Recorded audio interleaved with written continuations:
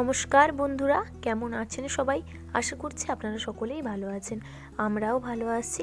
চলে এসেছি নতুন একটি ভিডিও নিয়ে। আমরা গত কয়েকদিন হলো বাড়িতে এসেছি। শাশুড়ি মা বললেন আমাদেরকে পিঠে বানিয়ে খাওয়াবেন, তাই শুরু হয়ে গেছে সেই পিঠে বানানোর তোড়জোড়। এখানে চাল ভেঙে গুঁড়ো করে রেখেছে এবং নারকেল কুড়িয়ে রেখেছে। তো মা এবার পিঠে বানানোর জন্য পিঠের পুর রেডি করছে। নারকেল এবং চিনি দিয়ে এই পুরটা রেডি করছে। গুড় দিলে আরও ভালো হতো জানেন, কিন্তু ও দোকানে গেছিলো, গুড় পায়নি দোকানে।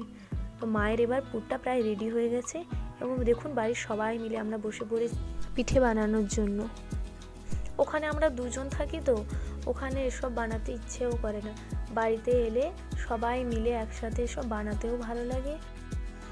তবে পিঠে বানানো কিন্তু যথেষ্ট সময় সাপেক্ষ এবং যথেষ্ট কষ্টকর একটা ব্যাপার। কিন্তু কি জানেন তো, সবাই মিলে যখন একসঙ্গে বসে বানানো যায়, গল্প করতে করতে কখন হয়ে যায় বুঝতেই পারবে না। এই যে দেখুন দাদা কিভাবে বানাচ্ছে।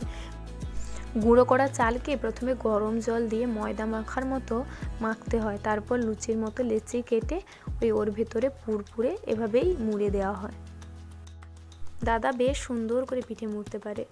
দেখুন পিঠেটা কত সুন্দর হয়েছে। কথা বলতে বলতে দেখুন কতগুলো পিঠে রেডি হয়ে গেল।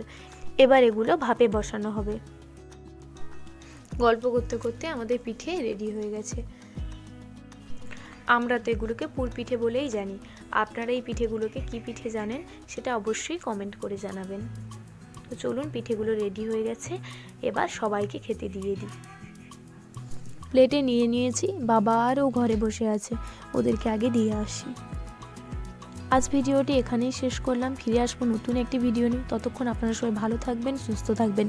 ভিডিওটি ভালো লাগলে লাইক এবং সাবস্ক্রাইব করে পাশে থাকবেন।